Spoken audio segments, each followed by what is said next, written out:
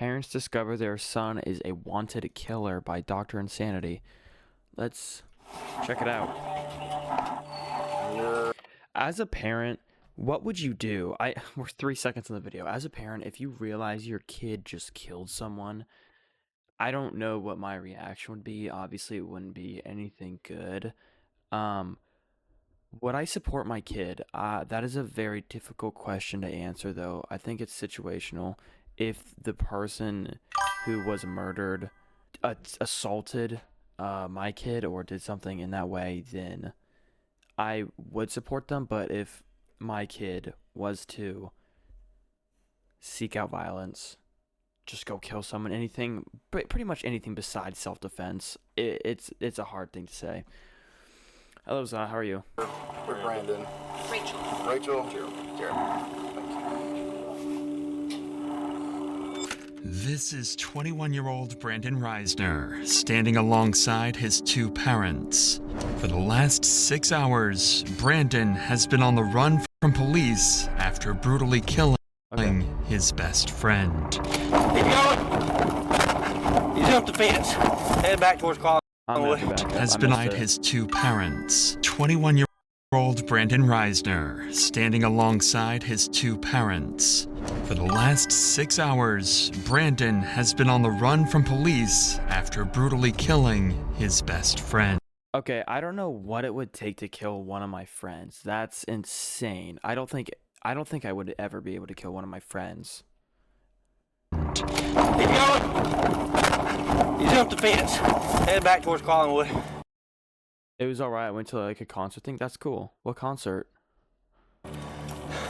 And as Brandon's parents learn their son is an alleged killer, all they can do is pray as they patiently wait for their son's fate. Rachel, Jeremy, if y'all can have a seat out here. Would you like to talk in private?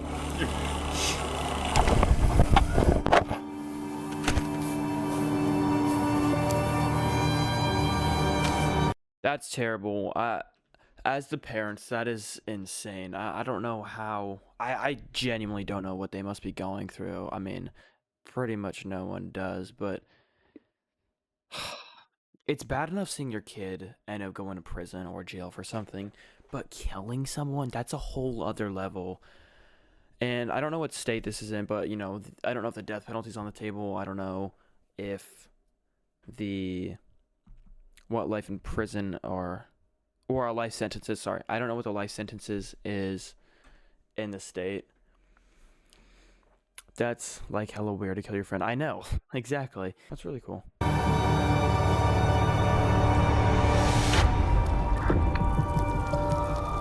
Oh, I'm gonna turn that.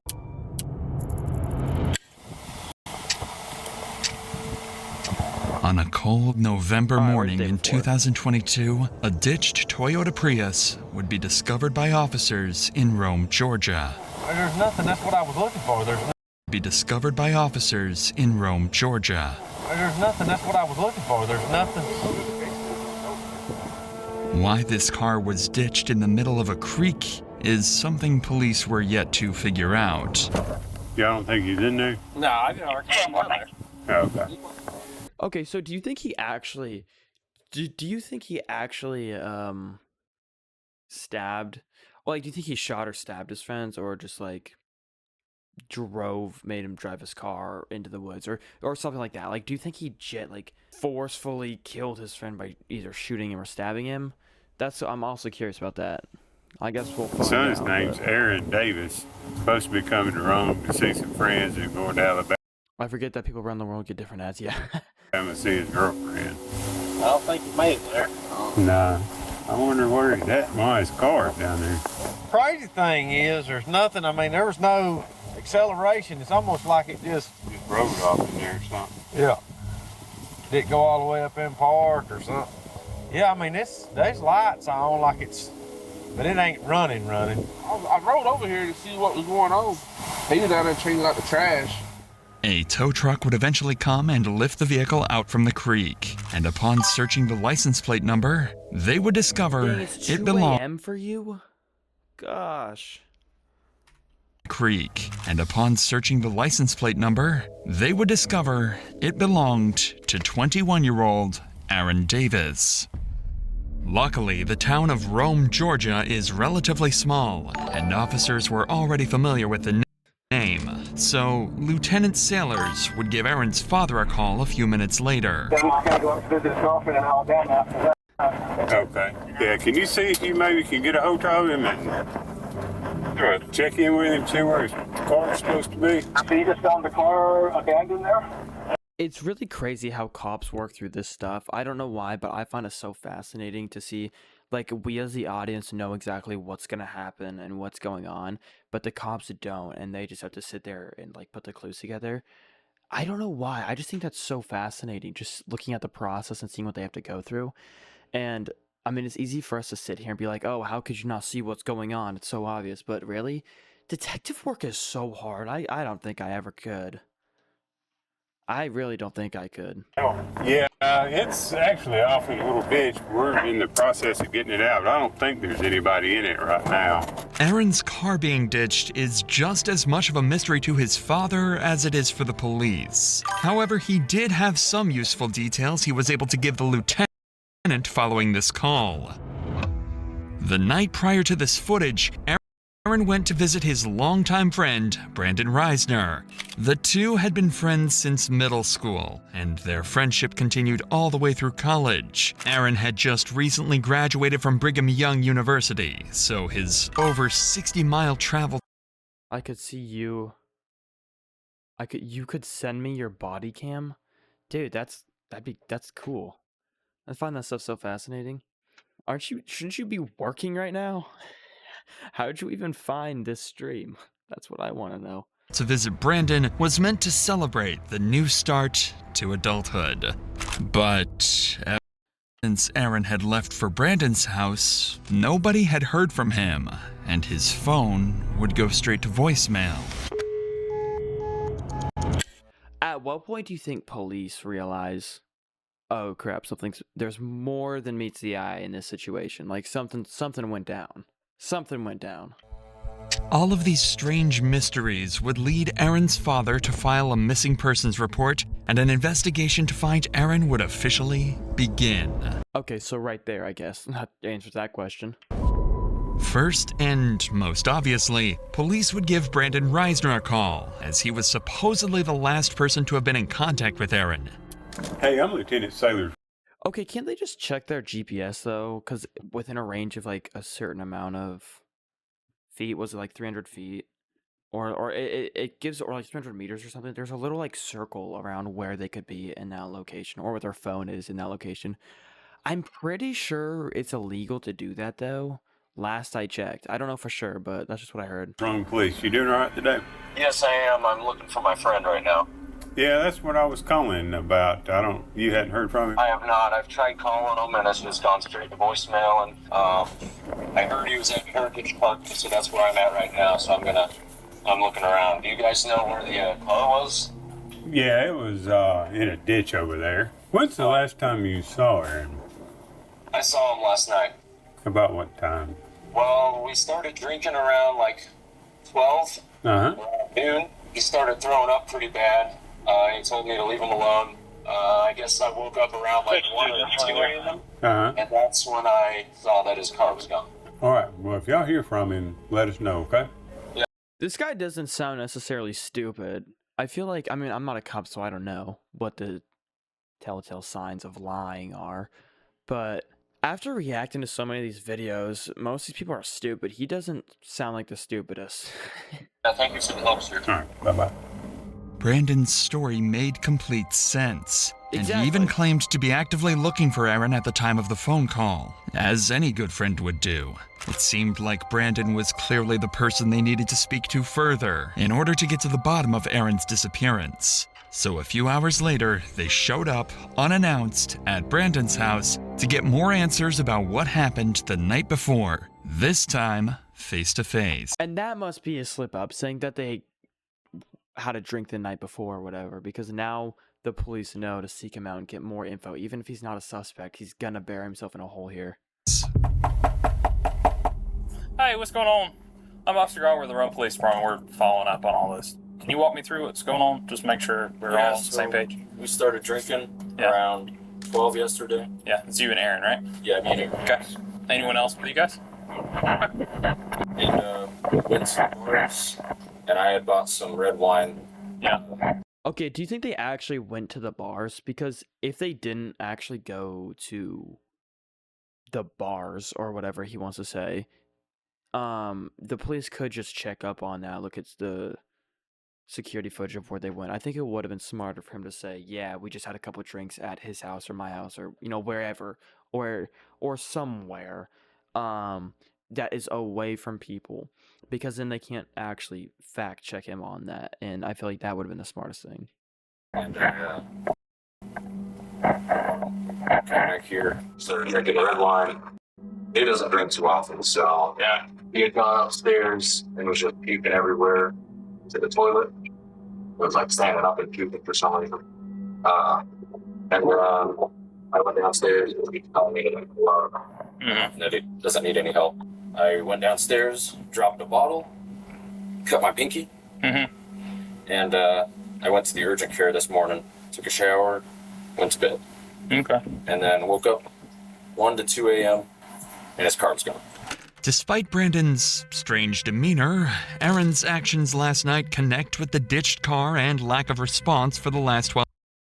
So how are they supposed to fact check that? I just don't understand how they could be like, yeah, you're lying about this. I guess if they go check or ask him what bars they went to, they could go check it out at those bars. But if they actually went to those bars and then came back to his house, how are they supposed to know that he's lying? I guess they could hook him up to a polygraph. They could ask him again and see if he digs himself into a hole. There's probably ways of... They had to have come in contact with another person. So it's just, yeah.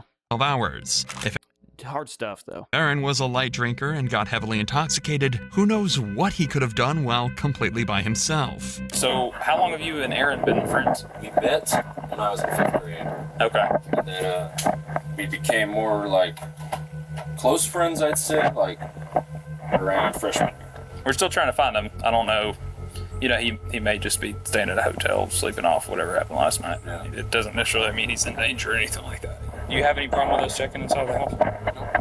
No problem at all? No ferocious iguanas or anything? No. You never know, man. People have all kinds of pets. The officer would search the house and find some interesting discoveries. Several doors would be locked, specifically the door leading to Aaron's room, where he supposedly threw up several times. Okay, and that's where you messed up. You gotta just say, no, I don't want you searching my house. Or you can't have you can't leave evidence, and this is where he messed up. The cops can be like, oh crap, okay. There's something going on, more than going on that meets the eye. There's something going on here. Whoa, what am I trying to say? There's something going on here. There's more going on than meets the eye, basically. And then they probably get detectives on the case, and, it's a whole thing. This was strange, so Brandon would be... Yeah, he killed him. I mean, the friend must have done something, because how could you just kill your friend? Yeah, oh yeah, I'm sure they got into a fight or something. I don't think it was just unprovoked. He just shot him or something. Called like that. inside to help get them up to Aaron's room. Do you mind coming in here with me so you can just show me where I'm going and all that? Yeah. Just makes it a little bit easier. The bathroom is up there that he was up checking in. I got you. Oh, this must be where he... Oh, Lord. Is that what's in the laundry right now, I guess? Okay. Officers would notice a strong chemical smell coming from the room and find excessive amounts of cleaning supplies. But all of that would mean nothing compared to what they found. You can't get like a warrant for cleaning supplies, I don't think. Muskie must be scared being a police, just going to that house. Yeah, well, I think the thing is, one of the things with that is they don't know what they're walking into. At this point, they're just trying to... I mean, he could technically be a suspect to them, but they don't actually, know that he killed him. I mean, like the police officer said 2 minutes ago, he could just be sleeping it off in a hotel. But I would argue that it's even scarier for the guy who lives there, who has police officers in his house, because he's sitting there probably heart beating out of his chest. Oh my gosh, if they walk in that room, I'm done for. I am done for. And he just let them in their house, or he just let the police into his house. So I'd say it's I'd say it's scary for both of them, just in different ways. I would agree. It would be terrifying as a police officer going to some strange person's house who you don't know, right? But at least you have backup and a radio and a gun, right? Next.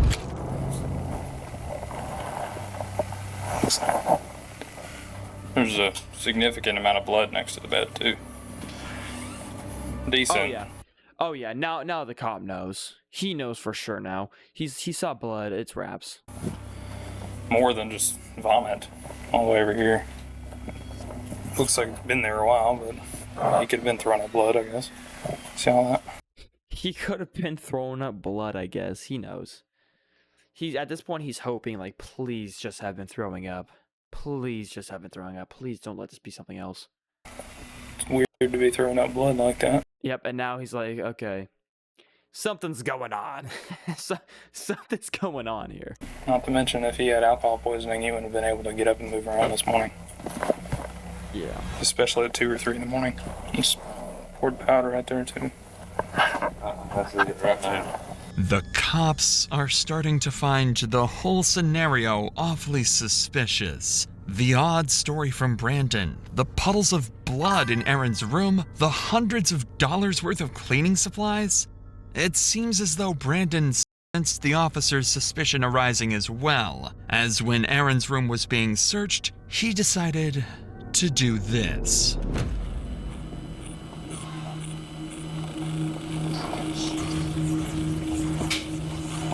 Oh, my knees.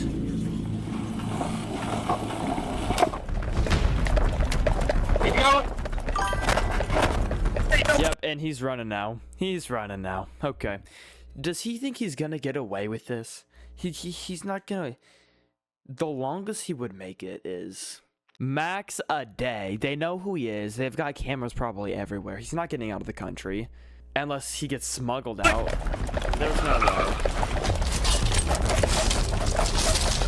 And he's running on the main road. Like, at least cut through your neighbor's house. You...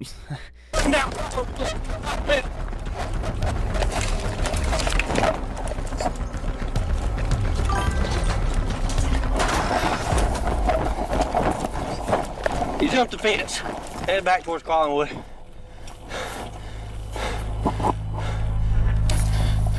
Yo, the adrenaline rush you would get must be insane. Running away from the police officer like that, you just look behind you every couple seconds, and that's probably one of the reasons people get away from officers, like outrun them. Well, there's a couple reasons. Obviously, they might be in better shape. The adrenaline, and also the fact they don't have to carry a whole like vest with a bunch of supplies on.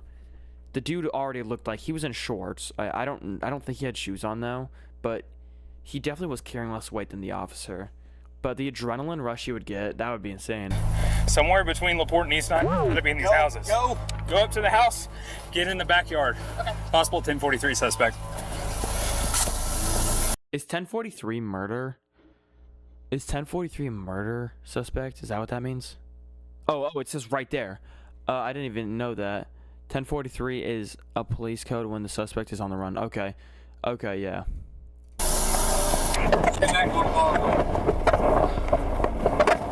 Run back towards 8. Give me more units. Unfortunately, officers lost sight of Brandon. He officially managed to escape the police, at least for now. Desperate for any leads that might... How do they set up a perimeter? That's another thing. Would they go, like, how many blocks out would they go to set up a perimeter? And how many people do they get on the perimeter? Aid in finding Brandon, police began going door to door around the neighborhood, questioning witnesses who might have caught a glimpse of where he had fled. During this effort, one officer encountered a neighbor who happened to be on a call with Brandon's father, Jeremy. Quickly, the officer took the phone to speak with him directly. Hey, sir, I'm Lieutenant Sailor Throne Police. Hi, I'm Jeremy Reisner, the homeowner, yes, and sir. my Brandon's father. Yeah, we're probably going to need to talk to Brandon. Do you know where he is? No, I thought he was still at home. Now, earlier we had told them maybe drive around the areas where they normally hang out and try to. Yeah, so the father just has no idea. Yeah, exactly, Zod. The father has no clue based on what he just said. Dude, poor guy. He thinks his son is just like trying to find his best friend. In reality, he just killed his best friend. Look for him, for Aaron. Okay, we'll keep trying to get hold of him. We're still about an hour away, working our way there. Even Jeremy was clueless regarding Brandon's whereabouts, and seemingly so was everyone else, as an entire hour would go by with Brandon nowhere to be found. This guy's not stupid. I'm gonna give him... I don't want to say I'm gonna give him credit because he's a murderer, but for a murderer, the stupidest thing he's done so far has been let the cops on his house and not clean up the evidence. I mean, this is a terrible guy. Like, a terrible guy. He killed someone. But I'm saying he's creative in his methods to evade getting caught. I heard you say a doctor in Florida, is that right? I am. Okay. This is Mom. Okay. Sorry, I realize you might not be able to answer this question. Probably don't know the answer, but I'll try. Is there suspicion that Brandon was involved in what, hurting Aaron or something? There's suspicion that something happened in the home. Beyond getting drunk and throwing up? Well, we don't know. Well, we don't know. Well, we don't know, he says. Ladies and gentlemen, police officer who said we don't know. Yeah, we only saw blood, a significant amount of cleaning supplies, probably for, I'm not going to go into detail, and the suspect running away from the officers after feeling like he's about to get caught. They probably say that, though. I've seen a lot of this happen, and I'm still unfamiliar with why they say that, and I'm really curious. Like, why they don't give info to the parents. Oh, because the parents are going to contact the kid saying, get out as fast as you can, maybe. Like, they can't trust the parents. Possibly. We called back after the boy's mom called us. We called back and said, when did you last see Aaron? He says, I guess he left during the night. And that's all we knew. He went to look Oh, yeah, for sure. The suspect running away is a huge giveaway. For him, where the car was reported. Yes. The powers that be have our number? Yes, sir. Yeah. While trying his best to assist the police with the investigation, Jeremy would return to... Dude, I feel sad. This guy sounds like a good guy, too. Like, these parents sound like good people. Obviously, I don't know what happens behind closed doors, but this guy's being helpful to officers. He sounds like a nice guy. He's very polite. To his house. Yeah, I just feel bad. Where he discovered Brandon's phone. Up until that point, Jeremy had been doing everything he could to help the police track down his son. However, after finding the phone, his cooperation came to a sudden stop. He refused to hand the phone over, leaving police to wonder, had he seen something on it? Or was... And the poor guy now just wants to protect his son. I feel bad. Is he hiding something far more unsettling? But that's the thing, is now he could get in trouble for refusing or aiding and abetting, because he's not turning over info to the officers, unless that's his right to hide that as privacy. I don't know either, but it's just sad stuff. This was a huge discovery for the investigation, as it could help trace where Brandon could have gone off to. But unfortunately, Jeremy was unwilling to give up the phone to cops until he could better understand the situation. After all, Brandon is his son, and he is innocent until proven guilty. Yep. So giving up the phone could be a tragic mistake. Again, hours go by with no further leads or clues as to where Brandon went. What Jeremy managed to find on Brandon's phone during this period will forever remain a mystery. However, when police spoke to him again, his demeanor would shift dramatically. He looks completely different. Get a close-up on this. He looks completely different. Look at this poor guy. Status. All right, so first of all, I understand you found his cell phone. That's right. You want to turn that over to us? Maybe. Okay. I do. My gut says yes, but at the same time, yeah. I mean, I don't know. We'll probably need to go through it and see at least maybe where he's been today. There is a significant amount of blood in that upstairs bedroom and on the carpet. But I wanted to be straight up with you. Not go home and find that. Okay. No, I appreciate that. Do you have a warrant that would include the phone? No, we'd have to get one at some point, so we couldn't go into it without that. So, some text back and forth. maybe something helps, and I know. helps him, But I can't promise you that. 'Cause I don't. No, I know. Yeah, I don't know what I was in there, so. I want to. I was, I know, as a father, I understand. all right. Well, yeah, I'm going to keep walking. Something had changed. Whatever was on that phone had to be disturbing, and the officer seemed to have caught on to this as well. Because he doesn't know what's going on. But he seemed a little shocked that we're at his house. You know, he seemed respectful in the sense that he was okay with us being at his house and doing what we needed to do. I couldn't really get a feel for him. He may just be covering for his kid. He's gotta be. Him having the phone and not being shattered tells me that his son handed it to him. So he found the phone, tells us that he found the phone, but doesn't want to give it to us without searching it. No, he doesn't have the phone on him. His dad has his phone now. Text messages not there. Probably. He was telling Randy that there were texts in there about him asking for if anyone had seen Aaron already. I wonder if those texts were sent since we've been here, though. These officers were spot on with their theory. On the phone, Brandon would leave an array of horrifying notes, such as, his scream became a gargle as he swallowed his tongue. I like dark places where my mind melts. It feels so good and I feel so cool. My brain's a waterfall running out of my nose like drool. I can turn my... Okay, this guy's... I take everything I said about this guy back. He's not a smart murderer. He's just an idiot. What is he talking about, dude? This is disgusting. You are creep, dude. Self on in the blink of an eye. They notified me as the smartest man alive. Additionally, he would leave a to-do list following the murder of Aaron. 1. Schedule last 3 songs. This was in reference to his YouTube channel where he would post his music. 2. Vacuum. 3. Laundry. 4. Shower in my shower. 5. Take bath. Tomorrow. What? 1. Text Rachel that Aaron threw up horribly. I think there was some blood in it. 2. I woke up and he was gone. Whether or not these exact messages were what alarmed Jeremy is unknown. But something on that phone made it clear to him that Brandon had killed Aaron. And just an hour later, Jeremy would call police, detailing that he was with Brandon and that he was willing to surrender and turn himself in. So 25 minutes later, Brandon and his parents would arrive at the station. You're with Brandon. Rachel. Jeremy. Thank you. Okay. The dad is smart. The dad is also very smart. He got Brandon to turn himself in. Is that his name? Or is his name? Brandon and his parents would arrive at the station. You're with Brandon. He got Brandon to turn himself in, which could in turn give him a lesser sentence, I think, because the defense could prove, yeah, he's cooperating. Like he has nothing to hide, basically. So the dad is smart, and obviously Brandon's not going to get very far without getting caught. Brandon. That's the smartest thing Rachel. they could have done in that situation. Thank you.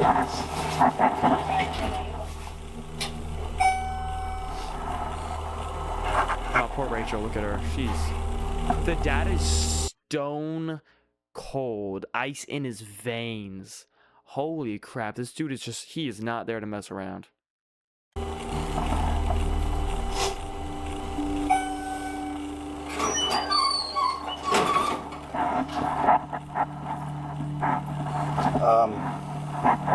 Rachel, Jeremy, if y'all can have a seat out here, I'm gonna take him back there, and we'll talk, man.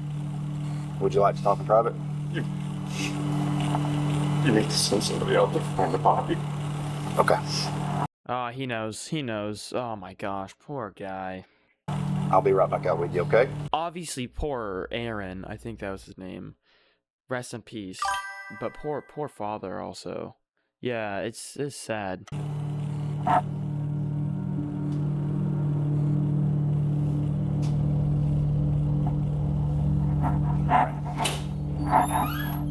Anything in your pockets that I need to know about? Wallet and keys. Have those real quick. Anything else? No. Sorry about that. Go ahead and have a seat. Now that Brandon was secured, the detective would sit him down to try and get a basic confession or any information that might ease the path to conviction. Alright, like I was saying, I'm Detective York. I work here at the Rome PD, of course. Detective York, yep, that's me. So before we get started, got some paperwork you gotta fill out. The detective would start the interview by getting Brandon's basic information and contact addresses. So I'm gonna read you some stuff before we get started, okay? You have the right to remain silent. You have the right to talk to a lawyer for advice before you are asked questions and have him with you during questioning. I would like to.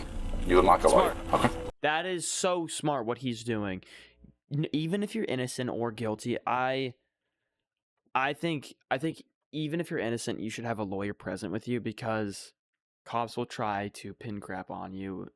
I'm not saying all cops are bad by any means. There are some very good cops out there, but at the same time, there are some bad eggs, right? There are definitely some bad eggs, and I think even if you're innocent, you should definitely have a cop with you, or not a cop, sorry, a lawyer, just to make sure everything's going the right way, and just to make sure there's no funny business, if you're innocent or guilty. All right, sit tight for just a minute. Brandon was smart. He knows nothing he says in the interrogation room will go on to help him in court, so he decides to keep his mouth shut. While this is unfortunate for the detective, Brandon's parents are more than willing to have a discussion with him. So instead, he turns his attention over to them to try and get the information that he's looking for. They should lawyer up, I don't know.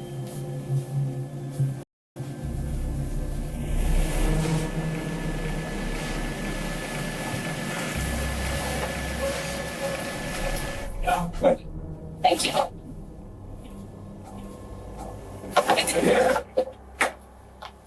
There's a lot going on right now.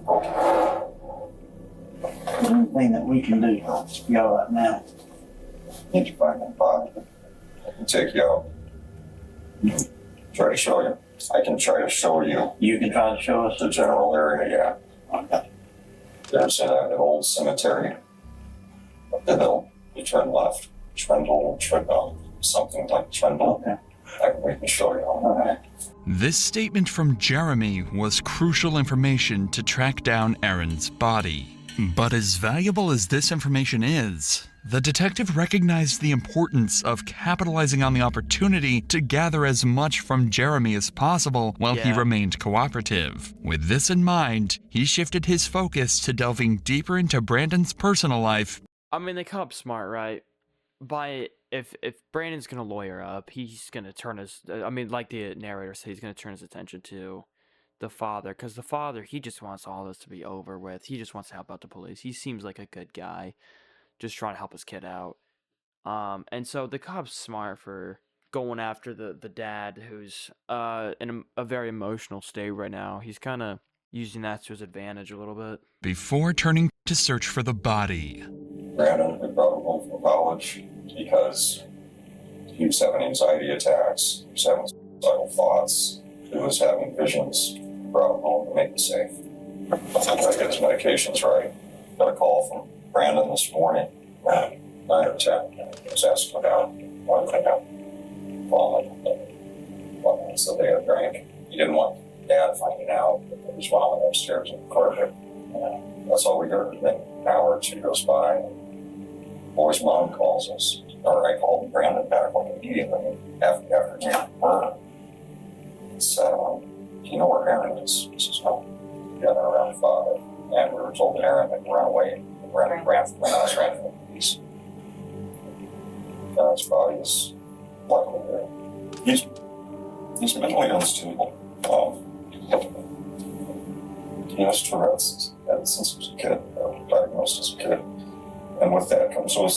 Okay, I don't think Tourette's can get you off on being on pleading mentally insane, because I just don't know if that's a medical condition that you can say or claim is making you mentally insane.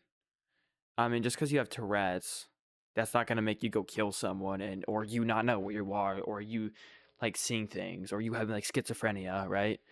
OCD, and people say they have OCD all the time, they don't understand. And until they live with that, This raises the possibility that his actions may have been influenced by mental instability. However, I just don't think it's a strong enough of a mental instability. It's important to consider the context. Jeremy's statements could be an attempt to have Brandon plead insanity in court. Therefore, it's essential to approach these claims with a grain of salt, as they may not fully reflect the reality of the situation. Regardless, police now had an approximate location of where Aaron's body should be, so all hands went on deck to search the cemetery Jeremy had described. Aaron was found buried in the cemetery, behind a secluded area in the back of the property. Even worse was that his body was wrapped inside the very sheets he slept on in Brandon's house. The speculation had come to an end. Brandon Reisner was a cold-blooded murderer. Right after this discovery, Brandon was placed under arrest for the murder of Aaron Davis and transported to the local prison. What led up to these events, though? They better explain it. They better explain what caused Aaron to kill Brandon. But the cops... Or is it Brandon to kill Aaron? Did I mix it up? I think I mixed it up. Found his behavior very unconventional.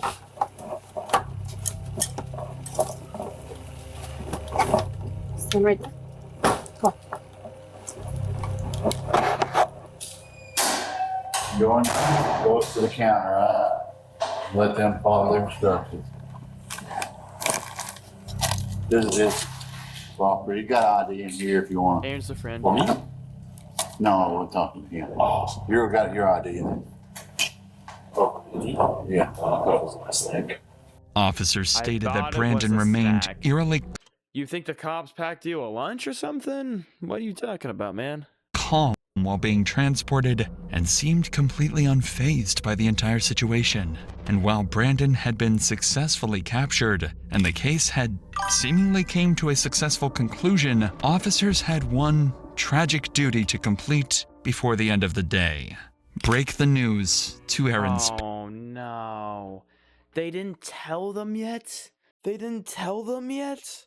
I assume they did. I assume they did tell Marty. Parents that their son had been murdered. I'll answer any questions. Here? Yep. I don't know a whole lot because I've not been here doing a lot of research.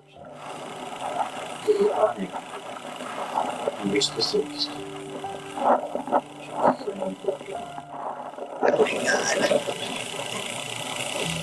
Why would he do that?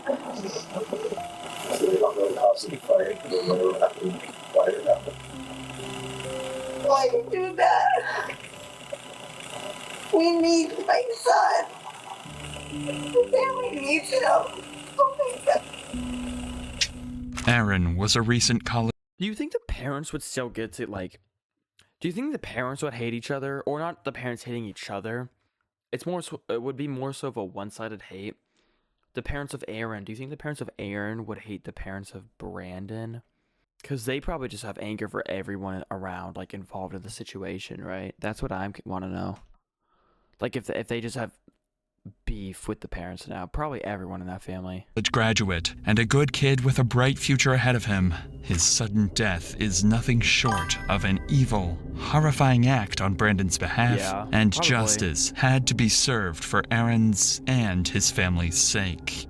That justice would come inside the courtroom. On July 18th, 2024, Brandon was left with little to no defense for his crimes, and his plea to claim mental insanity was quickly ruled out. And I have come to the conclusion that justice requires that Mr. Reisner be sentenced on count 1 to imprisonment for life without parole. And that's what I'm going to do. He was sentenced to life in prison without the possibility of parole after pleading guilty to the murder and mutilation of Aaron Davis. So he did plead guilty, and he still got, like, one of the max sentence. Yeah, that was him. Alright. That was a good video. That was a good video. And on to the next one.